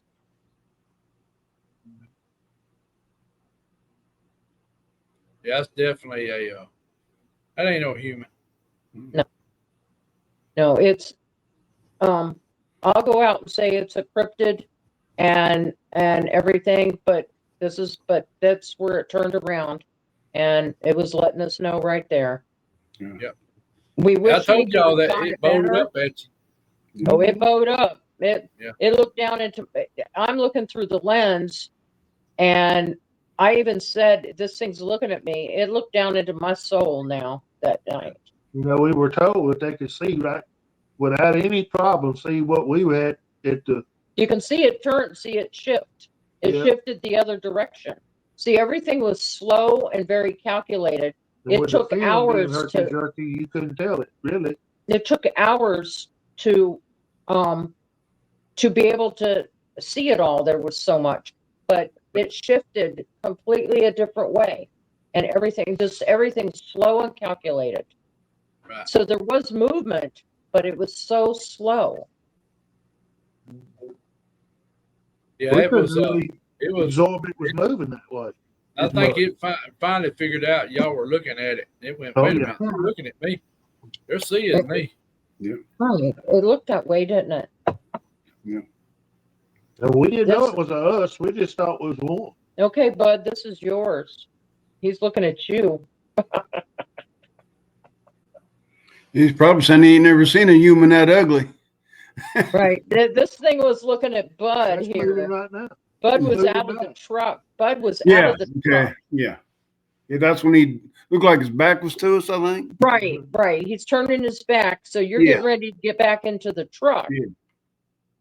Doing And bunch of little I didn't movements get it there. where it turned back around because that's where we had done the passing act of the camera. Yeah. And but it had turned back around as soon as Yeah, Bud got in the truck. Yeah, you can But hear it me was- walking back and the camera shaking so bad before I gave it to you. Yeah.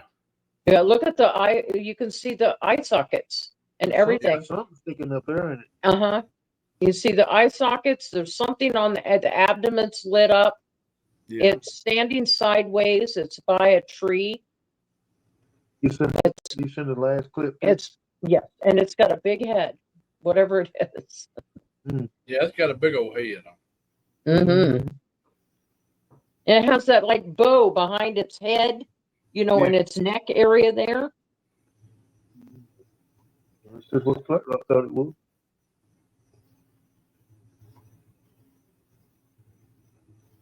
And like I said, that's where it turned its back to Bud, which was interesting, isn't it?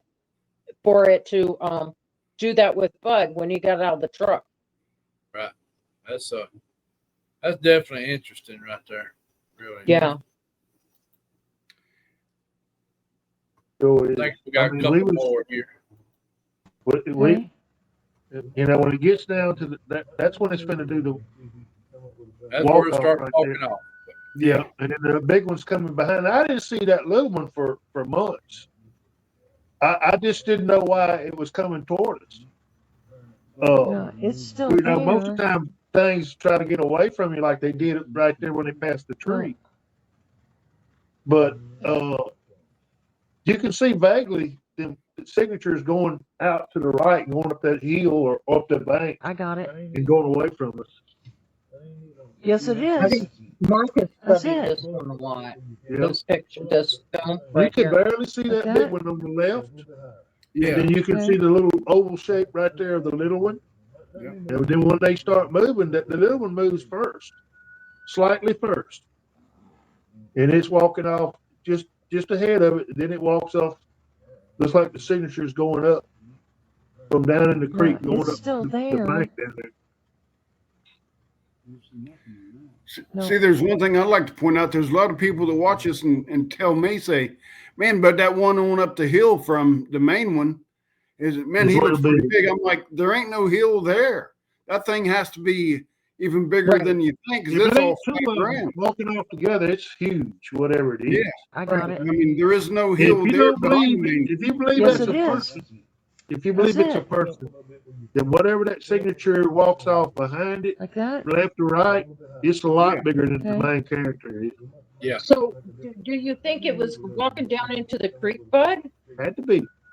Yeah, one of them's just. I mean, he might be on the bank, but whatever the one is behind him, because people say, "Man, Right. I can't believe how much bigger that is." The one up the hill. I'm No, like, it's still there ain't no hill there. there. No, it's on the small bank of that. No. Now, when me and Bud was over there, it wasn't a whole lot of land between the edge of the trees and the back No, woods. It was just a little bit of land. Yeah, I That's mean, just- The been a most of the small place. banks was on our side of the creek. Yeah, I mean that's a perfect place to set up for a deer hunting spot, a turkey ambush spot. You got 3 fields joining right there in that one point. Right.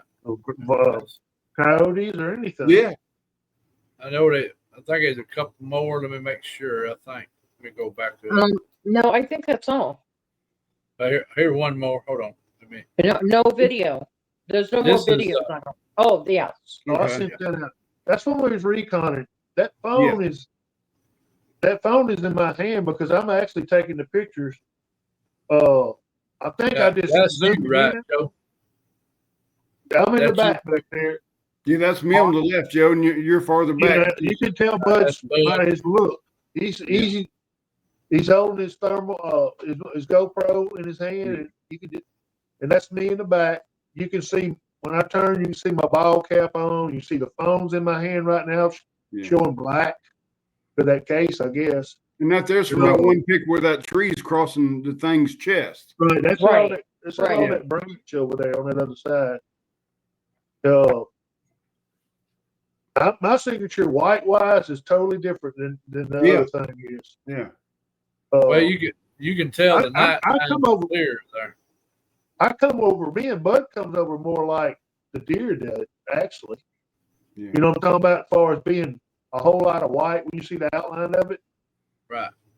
I mean, you can see Bud's pants a little bit different, but mainly he's a white signature.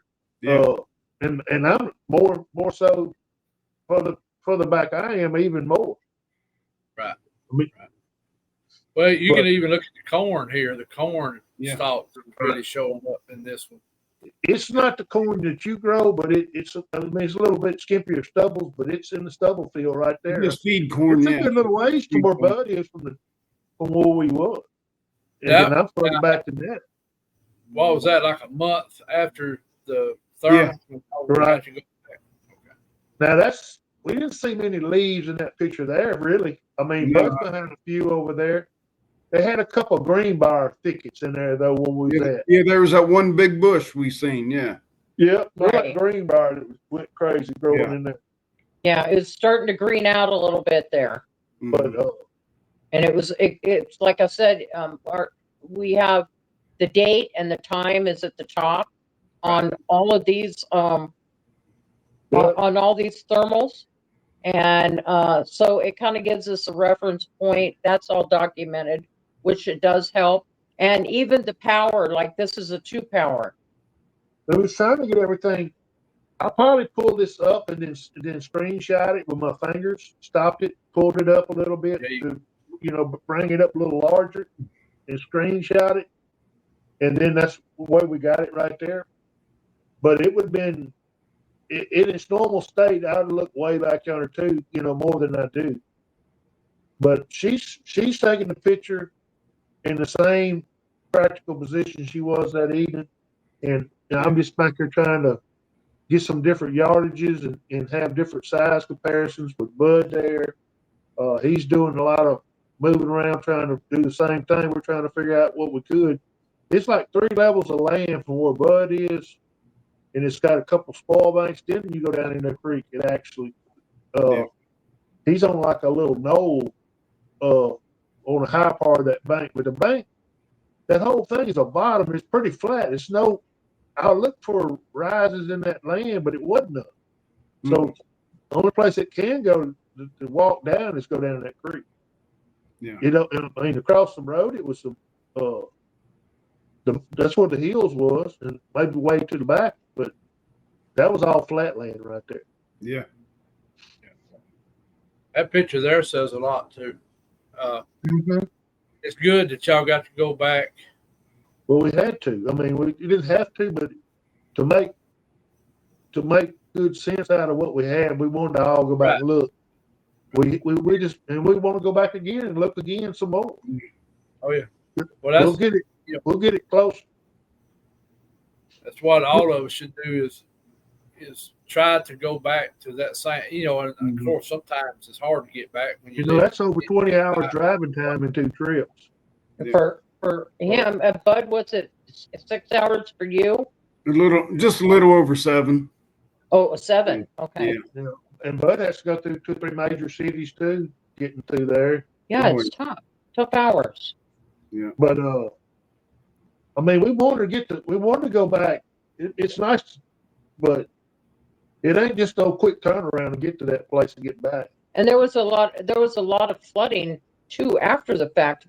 I think at one point they closed LBL part of it. And that month, that lake rose back to above flood stage. It was way down when we were there in March, and we were able to walk off on the sandbars and all that. Then when we come back, the lake was above flood stage, not flood stage, but pool stage. Yeah. And then the Mississippi River was flooding all kind of fields cutting through by Arkansas. When we cut across Missouri and all, the Mississippi River was flooding all out in fields where we could see. Oh yeah, it was all flooded. Another thing is too, is the next day, regardless, we couldn't have got out there anyway because we had another storm blow through. Yeah. A few hours after we filmed all this. So Bud had already waded in mud. What was the point? You're not going to get anything. You can't walk. Right. We couldn't walk out there to it. And anything that was out there that night probably got washed away. So this weather has been really screwy all year since this and before this. It's still, we haven't had a pattern of real long-term weather of one kind or another very long, and it's been just this summer's been a wet summer, and the fall was kind of wet because of this. They had floods throughout the upper United States and I don't know where all, and it's been a weird year for the weather, rainfall and whatnot.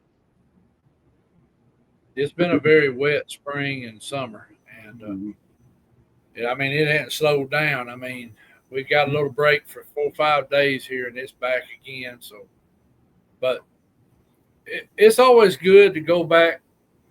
Yeah, that's just part of it. The corn patch. I don't know how many times I filmed around that I didn't even release.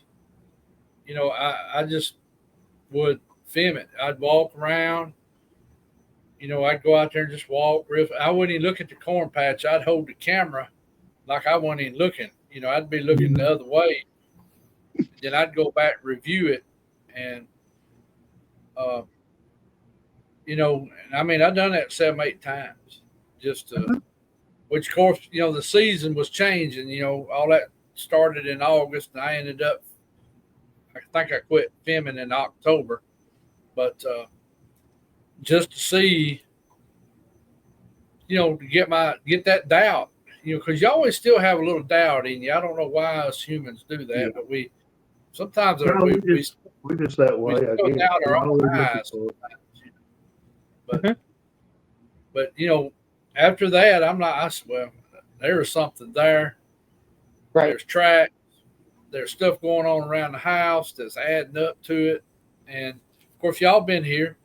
You Yeah, you caught got a stuff. lot of stuff going on in your place. You got the most naturalists at that time in the years before with all the varieties of vegetables and all the Yeah. game you raise and all that stuff. You have the most variety of food. You like a mega place to come get food Yeah. to eat. A buffet is what Yeah. it is. You really are. I mean, if anybody, I know you ain't. All That's right, now, what's Joe, good. don't fall now. He got a cramp in his leg. Good. Oh, okay. He's got a cramp in his leg. He's We, got to walk I it ain't off. gonna That's keep y'all much longer, but because I know we've been on well. here going on about 2 hours, so I won't keep y'all much longer. Well, that's all right. Anything, That's all right. anything y'all want to add to this, or No, how about you, Bud? I'd just like to talk to you about Bible related stuff compared to this when I get a chance to talk to you in person, Mark. A lot of okay? stuff I was taught growing up to what to watch out for, and I just hate to mention it right now on the show. So Okay. Well, yeah, you got my phone number, so your you know opinion. it's all Okay. anytime. Just text me, say, hey man, you free or Okay. whatever. I just we'll hate to talk. bother people. I hate to intrude. So Well, I Right, ain't I know no what you're expert saying. on it, I'll tell you that now. But I ain't either. I was Mhm. always brought up to watch out for certain things, and Sure, I agree. well, I mean, it's just a theory and stuff I've heard over the years. I ain't saying nothing's true or not. Right. But, right. Mhm. Well, there's a lot of deception out there. mm-hmm, Even the church has deception going on, mm-hmm. and there's just a ton of stuff, and you have to be real careful. Mhm. Really study what you're looking at, and Mhm. and and keep looking at it, and research it. And sometimes I doubt myself on stuff. I'll say, well, maybe I'm wrong here. And I'll go Right. back at it and look at it again. Because if I am wrong, I'm going to admit I'm wrong. I can Right. say, hey, I'm Yeah. totally wrong on this. I agree. I agree. That's the thing. Some things I see that the two guys don't see, but that's okay. That's okay. But I'm still going to say, hey, look at this. I mean, I even did that. And that's okay. I respect their opinion. They respect mine. And you leave it at that. You try and work together. I think we've learned a lot. We're learning as we go because there is no handbook. Right. There's not one. No, you're right. There's not a handbook on that. There's no handbook, and people can tell you and give you all the advice they want to give you, but the bottom line is, you learn as you go.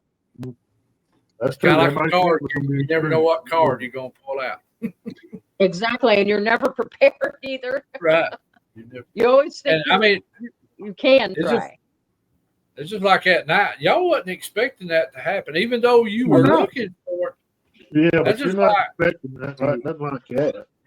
Yeah. It's like times I've been looking for them, and bam, there they are. Yeah. And you're not.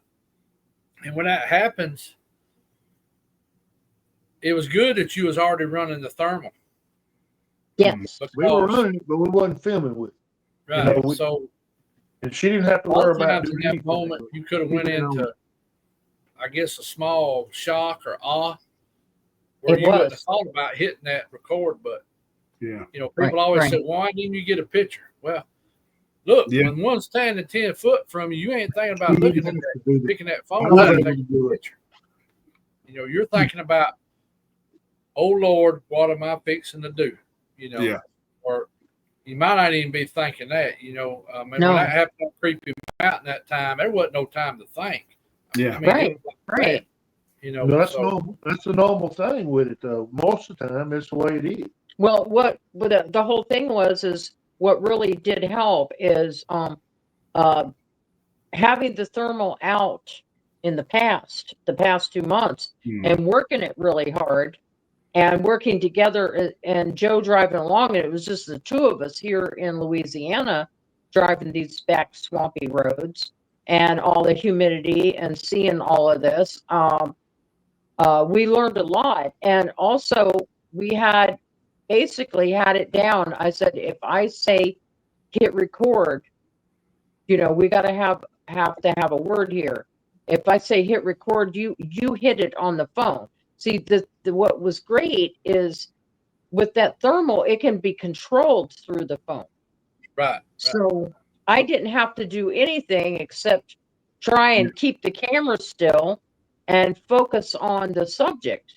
And Joe or Bud was able to control the camera and the zooming in and zooming out, because that is all said on the film. And anything like that. I mean, I'm able to control too, but I let Joe do that and me just Makes it focus way on the easier to subject.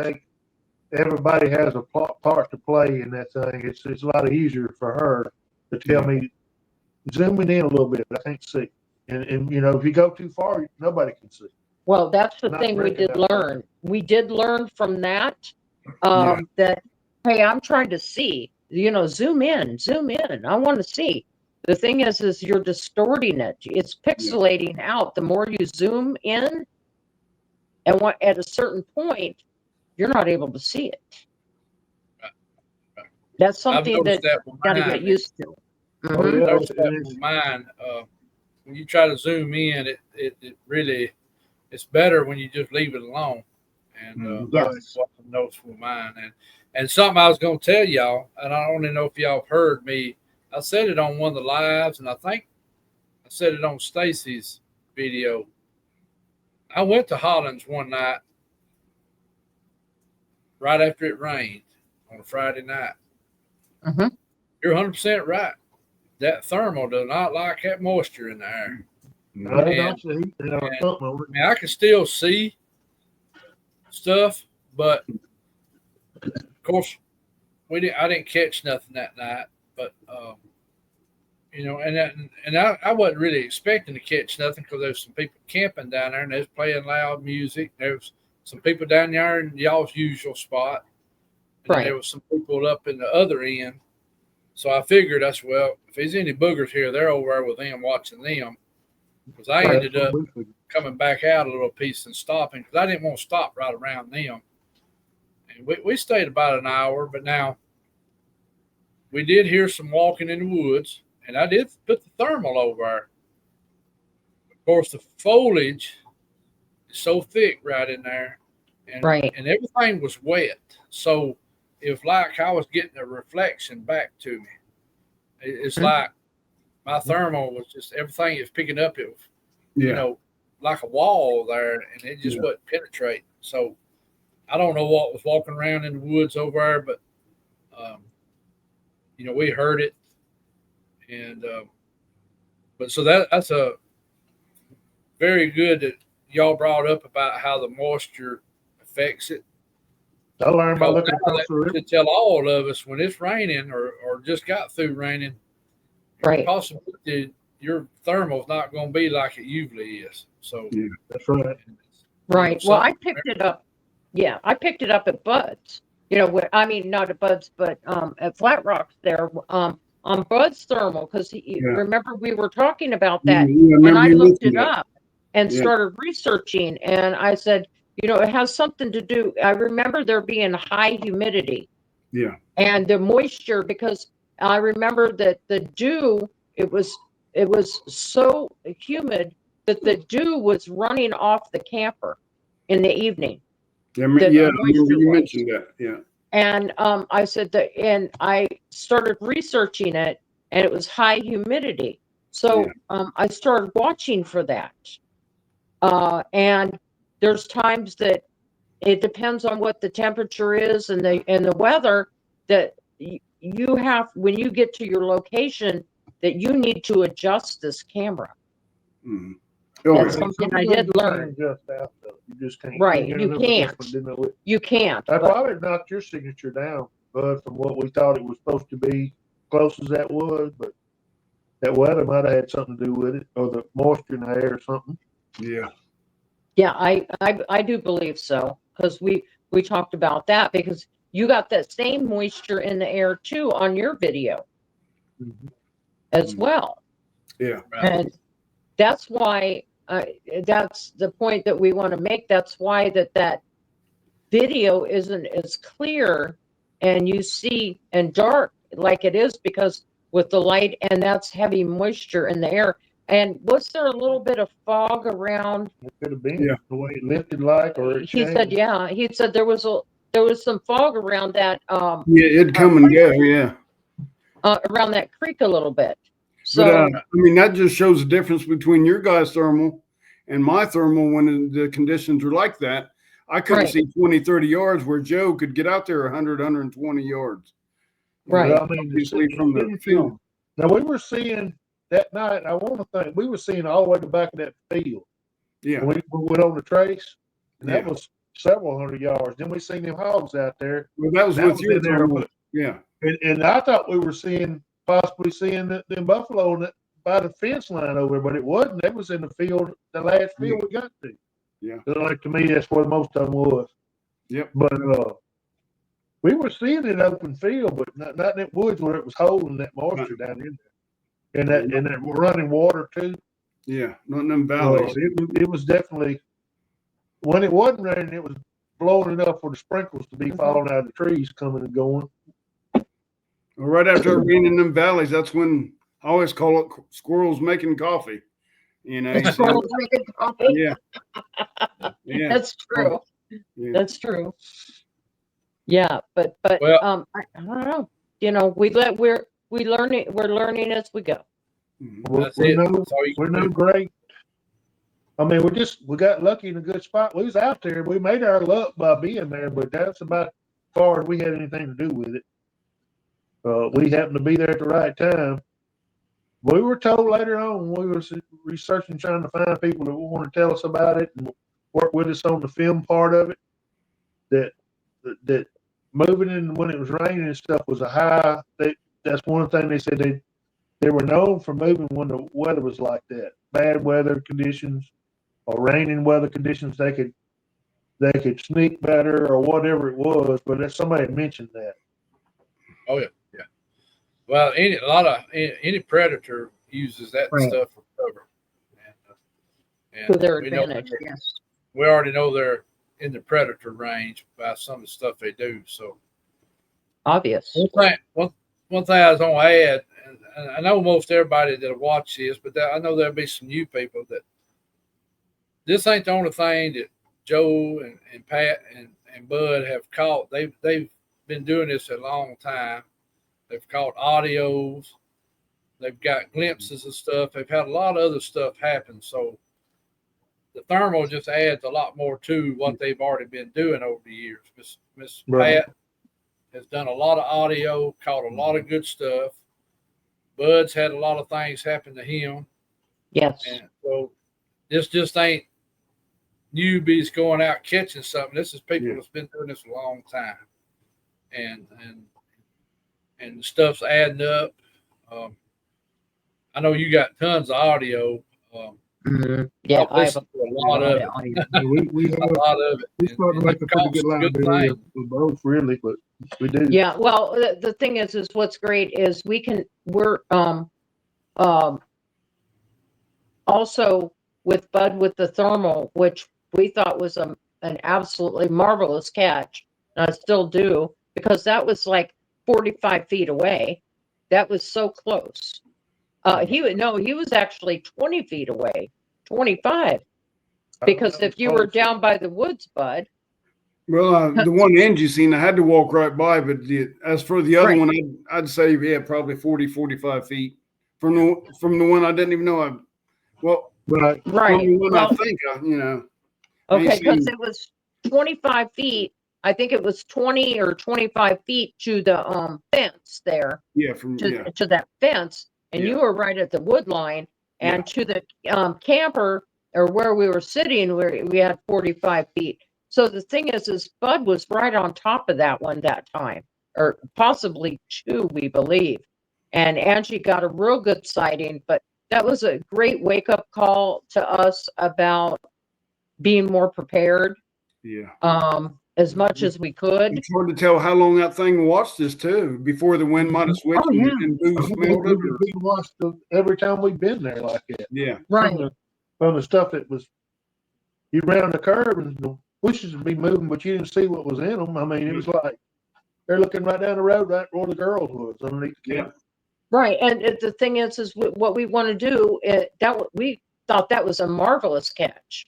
And Yeah. I still do, like I said, and it's great to be able, we wish we would have been able to get a little bit better, Yeah. but this is what he's able to present. Maybe stay back a little further and might get more footage next time with a little Like better. you said, Pat, we're learning each time. Learning more. We're learning, and what's great is there's people out there that we know personally that aren't able to get out or don't even live in this country Yeah. that would love that. I mean, they're so dedicated that these people come into these channels every week, week after week after week, and ask for nothing. They're not able to get out. They're not able to, they don't even live in the country, and be able to show them a little bit of something of what we're talking about, Yeah. not just going on a show and us talking about it to them, which they'll be watching this. We're able to show them a little bit. And I think that's marvelous that we're Yeah. able to do that. That's Yeah, I what agree. makes it kind of all worthwhile, is those people to see it. I agree 100% on that. I agree 100%. Mhm. Well, y'all, I know we're right at 2 hours. It's fine. I'll go ahead and end the recording if y'all just hang still a minute. And Okay. Sure. I appreciate enjoy y'all it, being Mark. on, sharing Thanks what for you having got. me, Mark. Yeah. And I think you've been real thorough with this, and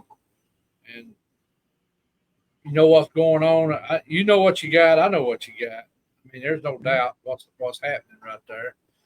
I mean, I told y'all first time I seen this, I think you got you a dog, man. And Yeah. later that's it. on, the little ones popped up, something else popped up. So Mhm. you know, That's right. It's hard you to know, make every up time you look at for everything. it, you learn a little more about it. So Right. The more you look, the more you see. That's why I said it took us we didn't realize, I don't think even Bud none of us realized really what we had Well, until after we got home. we're all about debunking too. The first thing I'm thinking, maybe you could take one subject and you can find some kind of way to debunk. I mean, to Yeah. play that off as maybe it is somebody over there. So I'm looking for a truck. I'm looking for this. I'm looking for that. Not realizing toward the end of this tape, we catch, not knowing at that time, but we catch actually three there. Yeah. And so that's a whole different thing. That's like That's later on. Mama, Papa, and Little, and we don't find out that's happening for a month or two, maybe longer than that.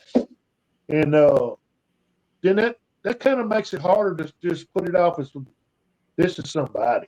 This is something, Well- or several some things out there, cryptids of some kind, and I don't know, whatever that big one is, it's bigger than anybody I want to run across. I can tell you that. In the woods or anything, it's huge. Whatever that signature is. Yeah. Maybe one day we'll get one of these guys that analyze film and all, and usually put everybody in the dirt about it. And we'll let them look at it and see if they can put it in the dirt or not. Well, the way that AI is able to progress now, then maybe, like I said, by sharing this film later down the road in the future, somebody is going to be able to put this together and see what we saw. using AI I want to say by that, analyzing this. that some of the footage or some of the film stuff you'll see on some of the other channels is not exactly what we were promoting and seeing, because it was really hard to. I can guarantee you 3 of them walk off. I can guarantee you 1 came and turned right off the bat. I can't tell you that it's carrying, 1, 2, 3 or none of that stuff. And some people promoted different things, but we're not all in the camp of promoting what other people seen. I know what I can cover, what I call good solid evidence of what I've seen. That's what's most important is the evidence. I don't have to. The whole thing of it ain't that it is carrying something or not, but if you just seeing one of anything, then you splitting hairs about everything else. If you see one Bigfoot, then Bigfoot exists. You ain't got to see 1,000 of them. You just got to see one. Dog man, the same thing. You just got to see one. Now we're going to see possibly 3. And if So now you got breeding pairs. Well, and if you believe in one cryptid, you need to believe in all of them. That scared the hell out of you too. That's There's a lot more stuff out there, and we're going to probably see some new stuff coming along. So possibly, the end of times could be a lot nearer than what you think, and it might be things showing up for a reason. Well, I will say this: Jesus said, toward the end of time, it will become like the days of Noah again. Well, go back and think what was going on during the days of Noah. Mm-hmm. What was on the earth, what was happening. And all of a sudden, we're seeing this increase in the last 50, 60, 70 years, and it's just bumping up more. A lot of people say, well, it's because we got better technology, it's because people are coming forward more. I believe people are coming forward more because people are seeing more. Mm-hmm. And I mean, not just on the ground, in the sky and everywhere. And right. So and weird patterns and weather and everything else. Well, another thing is too is just like yourself, there's a place where people feel comfortable to be able to come and share what they've seen. Like Bud's family, like his grandma and grandpa and stuff. There was really no one to share that with back then. right. They just dealt with it. It was an everyday life for them, and it's great that there's folks like you that we can come and share this and not be ridiculed or laughed at. We had common ground with people from Alabama, Mississippi, Ohio, or Kentucky, Tennessee, whatever. We all got this in common, whatever the heck this is, as far as these entities that we're seeing, or whatever you want to call them. We all got that in common. It ain't just a one-trick pony fell out in the West Coast somewhere. That's been thrown away a long time ago, and then people still don't believe that either. But it's been around forever. But it's gonna be. It might get to a point where you see them way more often than you want to see them. Mm-hmm. Right. Well, we'll go ahead and end this. Y'all just hold still a minute. Okay. I thought you already cut the. Go ahead, Mark. I appreciate y'all being on and sharing what you got and going through it.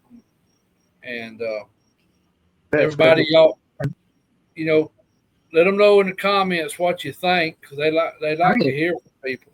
So, yes, please watch this video. Go ahead and comment and share it, and of course give it a like.